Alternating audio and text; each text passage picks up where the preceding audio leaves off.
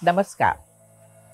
अगर आपका वजन सामान्य से थोड़ा अधिक है तो आसानी से मैनेज हो जाता है, लेकिन मोटापा या ओबेसिटी ये एक ऐसी बीमारी है जिसमें अत्यधिक मात्रा में शरीर में फैट जमा हो जाता है। जब कोई व्यक्ति मोटा हो जाता है तो ये शरीर के लिए बेहद खतरनाक भी हो जाता है। अधिक चर्बी गंभीर बीमारियों का कारण हो सकती है। लेकिन किस व्यक्ति को कब मोटा माना जा सकता है? सबसे पहले मैं आपको मोटापे के लक्षणों के बारे में बताऊंगी। जब किसी व्यक्ति का वजन सामान्य से अधिक होता है तो ये ओवरवेट और धीरे धीरे ओबेसिटी का कारण बन जाता है। जब किसी व्यक्ति का बॉडी मास इंडेक्स या BMI 30 या उससे अधिक होता है तो हम कह सकते हैं कि वो व्यक्ति मोटा है। सामान्य वजन वाले व्यक्ति का BMI 18.5 से 24.9 के बीच में हो सकता है। हालांकि मस्कुलर एथलीट्स का BMI ओबेसिटी की कैटेगरी में आ सकता है। भले ही उनके शरीर में अतिरिक्त फैट ना हो या वो ओबीस ना हो, मोटापा अकेले नहीं आता, वो अपने साथ कई तरह की बीमारियां भी ले आता है। जब कोई व्यक्ति मोटा होता है तो शरीर के सभी सिस्टम्स जैसे सर्कुलेटरी सिस्टम, डाइजेस्टिव और एक्सक्रीटरी सिस्टम, इन सभी सिस्टम्स को अधिक मेहनत करनी पड़ती है। ऐसे व्यक्ति को दिल की बीमारी, स्ट्रोक, टाइप 2 डायबिटीज जैसी गंभीर स्वास्थ्य समस्याएं हो सकती है। मोटापे से uterus, cervix, endometrium, ovary, breast, colon, rectum, oesophagus, liver, gall bladder, pancreas, kidney और प्रोस्टेट के कैंसर भी हो सकते हैं। मोटे लोगों में heart burn, gall bladder disease, liver disorder, gynaecological, reproductive, osteoarthritis, इन जैसी समस्याएं बहुत आम होती हैं। आपने कई बार सोचा होगा कि आप में ये मोटापा क्यों है? आमतौर पर मोटापा अधिक खाने, फिजिकल एक्टिविटी की कमी और जेनेटिक्स जैसे कारणों के कारण होता है।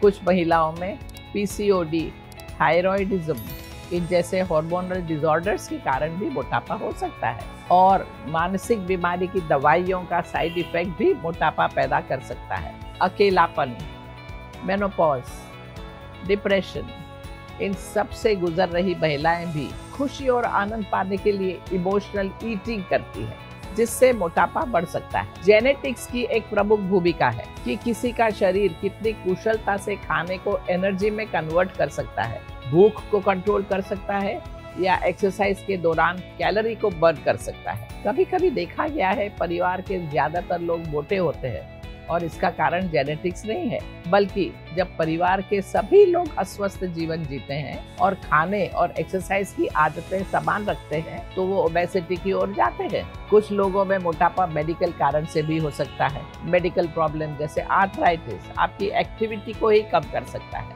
जिसकी वजह से वजन बढ़ सकता है। कुछ दवाइयाँ जैसे anti depressant, anti scissor, diabetes की दवाइयाँ, एंटी साइकोटिक दवाइयाँ और स्टेरॉइड्स जैसी कुछ दवाइयाँ वजन आसानी से बढ़ा सकती है। अगर किसी के पास चलने या एक्सरसाइज करने के लिए सुरक्षित जगह नहीं है तो फिजिकल मूवमेंट की कमी के कारण भी वजन बढ़ सकता है। बहुत बार ये भी देखा गया है कि खाना पकाने के स्वस्थ तरीके किसी को नहीं सिखाए गए हो, या हो सकता है कि कोई स्वस्थ खाना नहीं खा पाता हो, तो जैसे ही उम्र बढ़ती है हार्मोनल परिवर्तन और कम एक्टिव लाइफस्टाइल मोटापे के रिस्क को बढ़ाता है। उम्र बढ़ने के साथ सचेत रूप से अगर कोई खाने पर कंट्रोल नहीं करता तो वजन बढ़ेगा ही। मोटापा नींद की कमी और स्मोकिंग, ड्रिंकिंग के कारण भी हो सकता है। ये याद रखना जरूरी है कि सही लाइफस्टाइल के माध्यम से इनमें से ज्यादातर कारणों और रिस्क से बचा जा सकता है।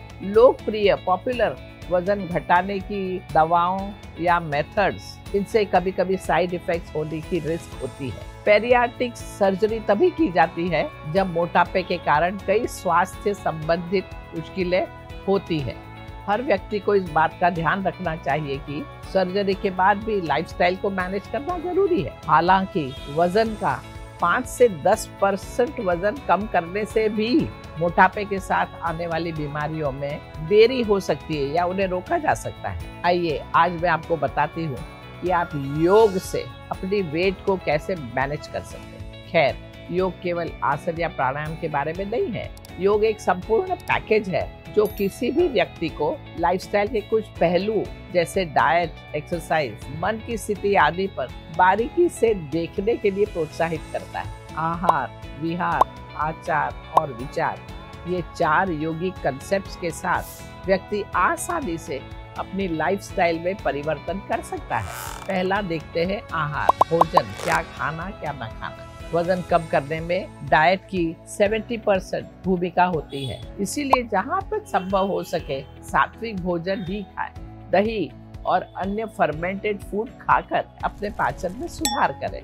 रोजाना कम से कम 10 ग्लास पानी पिए और अपने खाने में, भोजन में छाछ, नारियल पानी, हर्बल और फलों की चाय, हर्ब्स से भरे पानी को शामिल करें। ये ज्यादा कैलोरीज जोड़े बिना आसानी से पचने वाला खाना प्रदान करेगा।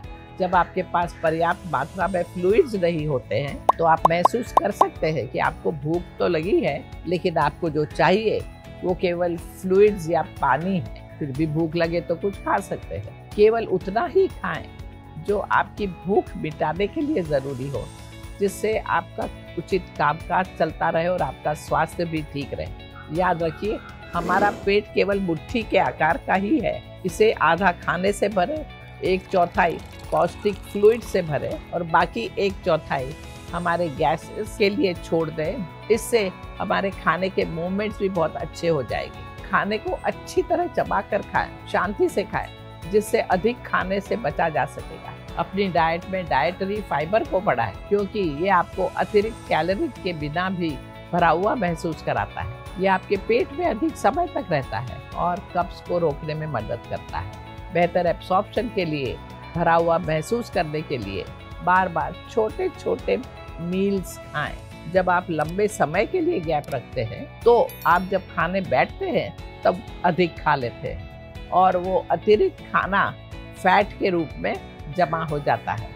अतिरिक्त कैलोरी से बचने के लिए खाने के बीच में स्नैकिंग से बचें। किसी कारणवश अगर आप अधिक खा लेते हैं तो हमारा अगला भोजन सिर्फ पतला दूध या छाछ या सूप्स, इससे ही होना चाहिए। आपका रात का खाना हमेशा हल्का होना चाहिए और इसमें सूप शामिल जरूर होना चाहिए। कभी भी हैवी डिनर ना करें।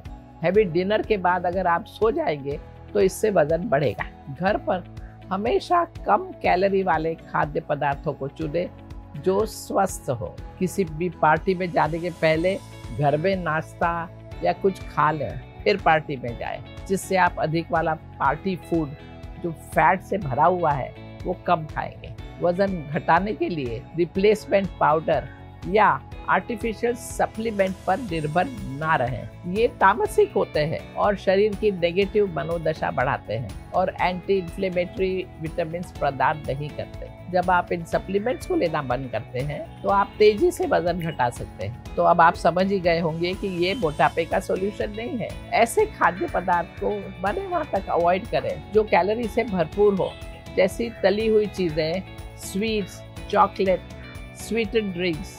कभी कभी आप सब कुछ खा सकते हैं। अंत में कोशिश करें कि आप कम नमक खाने की आदत डालें। तो अब आगे बढ़ते हैं। मैं विहार के बारे में बताऊंगी, जो है रेस्ट, रिक्रिएशन, स्लीप। ऐसी मनोरंजक एक्टिविटी से बचें जहां आपको एक स्थान पर लंबा बैठे रहना पड़ता है या एक स्थान पर लंबे समय तक खड़ा रहना पड़ता है। जितना हो सके चले फिरें। वॉकिंग में शुरुआत में धीरे धीरे कुछ दूरी तक चलना शुरू करें और बीच बीच में आराम करें, रुकें। धीरे धीरे डिस्टेंस और स्पीड बढ़ाएं। ये तभी होगा जब आपका वजन धीरे धीरे कम होना शुरू हो जाएगा और फिर आप खुद को शारीरिक रूप से फिट महसूस करेंगे। जब आपका स्टेमिना बढ़ने लगता है तब आप nature walk, dancing, gardening, swimming जैसी एक्टिविटीज कर सकते हैं।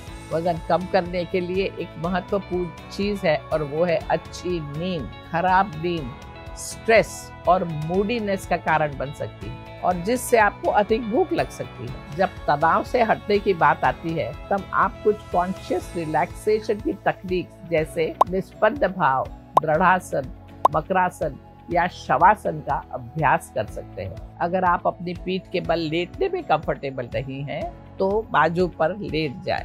ये स्थिति आपकी पीठ पर कम दबाव डालेगी और आप आसानी से सांस ले पाएंगे। अगर बड़ा पेट होने के कारण आपको मकरासन ऊंधा लेटने में परेशानी हो रही है तो आप अपने चेस्ट के नीचे एक तकिया रख सकते हैं। ऐसा करने से आप आसानी से सांस भी ले पाएंगे। अपने पैरासिम्पथेटिक नर्वस सिस्टम को एक्टिवेट करने के लिए हर दिन खाने के पहले प्राणायाम 4 की स्थिति में रिलैक्स करें। खाने के बाद 20 मिनट तक के लिए सैर पर जाएं, फिर वज्रासन और निस्पंद भाव करें। अगर आपको वज्रासन कठिन लगता है तो सुखासन में बैठे, सीधे कुर्सी पर बैठे और अपने पैरों को सहारा दें। इससे हमारे पाचन अंगों में ज्यादा ब्लड फ्लो होगा। फिर रिलैक्स करें और पाचन में ज्यादा मदद करने के लिए वाम कुक्षी लेफ्ट साइड पर थोड़ा सा लेटे। तीसरा कदम है आचार, जो हमारी दिनचर्या के बारे में है। देखिए, अगर आप सचमुच वजन कम करना चाहते हैं तो वजन को मैनेज करने के लिए अपने नियमित रूटीन का पालन करना बहुत जरूरी है। छुट्टियों के दौरान भी अगर आप इन रूटीन पर टिके रह सकते हैं तो आपको निश्चित रूप से लंबे समय तक चलने वाली सफलता मिलेगी। आमतौर पर अधिक वजन वाले लोगों को दिल की समस्याएं, डायबिटीज और थायराइड असंतुलन जैसी अन्य कॉम्प्लिकेटेड बीमारियां भी हो सकती हैं। इसीलिए जब कोई यौगिक तकनीक को चुनते हैं तो जरूरी सावधानियों का पालन करना चाहिए। सबसे अच्छा तरीका है सूक्ष्म व्यायाम से शुरुआत करें और फिर एक एक करके पहले लेटने, फिर बैठने, फिर खड़े होने वाले आसनों को धीरे धीरे अपने रूटीन में शामिल करें। पवन मुक्तासन और योग मुद्रा हमारे पाचन में सुधार और गैसेस और दूसरे ऐसे प्रॉब्लम से निजात पाने के लिए बहुत अच्छे आसन। अपनी क्षमता के अनुसार इन आसनों को मॉडिफाई करें। उदाहरण तौर पर जैसे कि पवन मुक्तासन का अभ्यास सबसे पहले एक पैर से करें, पैरों को सिर्फ मोड़ें और फिर सीधे ले आएं। शुरुआत ऐसी ही करनी चाहिए और बाद में आप उन्हें अपने हाथों से पकड़कर सीने के पास लाने की कोशिश करें। कभी कभी ऐसा भी होता है कि बड़ा पेट होने से हमारी स्पाइन पीछे से ज्यादा वक्र हो जाती है और ये भी बहुत बड़ा कारण होता है सही ढंग से आसन ना करने का। तो पीठ पर पड़े दबाव को दूर करने के लिए सुप्त वक्रासन करें। अगर कोई आसन करने में सक्षम नहीं है जिसमें पेट के बल लेटने की जरूरत होती है तो वो मार्जरी आसन या कैट पोज कर सकता है। डाइट कंट्रोल के माध्यम से वजन में कुछ कमी होने के बाद व्यक्ति खड़े होकर स्टैटिक वेरिएशन के आसन करें, जिससे वजन जरूर कम होगा। इससे मसल मास बढ़ेगा और फैट कम होगा। वजन कम करने के लिए सूर्य नमस्कार और डायनेमिक आसन बहुत अच्छे हैं। ये आसन तभी किया जाता है जब व्यक्ति पूर्ण रूप से स्वस्थ हो। एक स्वस्थ व्यक्ति सभी प्राणायाम कर सकते हैं। तनाव कम करने के लिए अनुलोम विलोम और भ्रामरी सबसे अच्छे प्राणायाम हैं। पाचन की शक्ति बढ़ाने के लिए सूर्य भेदन और कपालभाति सबसे अच्छा होगा। जिह्वा मूल शोधन और वमन धोती जैसी क्रियाओं का भी अभ्यास करें ताकि आपका शरीर ही डिटॉक्सिफाई हो सके और पतला और स्वस्थ रहने के लिए आपका पेट साफ रहे। नियमित रूप से शरीर की मालिश या शरीर को पोंछने के लिए गर्म पानी के तौलिए का उपयोग करने से आपके पाचन और मेटाबॉलिज्म में सुधार हो सकता है। किसी भी बदलाव का पता लगाने के लिए काफी जागरूक हो जाए। नियमित रूप से अपने आप को देखें, परखें और समझें। आपने क्या खाया, कितना, कब, कैसे महसूस किया, आपको कितनी भूख लगी, कब लगी, ये सब लिस्ट बनाना। इसके लिए एक जर्नल या डायरी बनाएं। थोड़े ही दिनों में आपको इनमें एक पैटर्न दिखाई देने लगेगा। इससे आपको अपने खाने के बारे में सही योजना बनाना, सही नियंत्रित करना, इसमें मदद मिलेगी। अंत में हम हमारी विचार की प्रक्रियाओं पर आते हैं। अक्सर देखा गया है कि हमारे खाने की आदतें बचपन में अपने माँ बाप को देखकर विकसित होती है। दुर्भाग्य से बहुत सारे ऐसे परिवार हैं जहाँ ज्यादा खाना बनाना, ज्यादा खिलाते रहना ये प्रणाली हो गई है। उनका जीवन सिर्फ खाने पर केंद्रित होता है। इसका उपयोग भावनात्मक संतुष्टि के लिए किया जाता है, चाहे वो उत्सव का समय हो या तनाव का।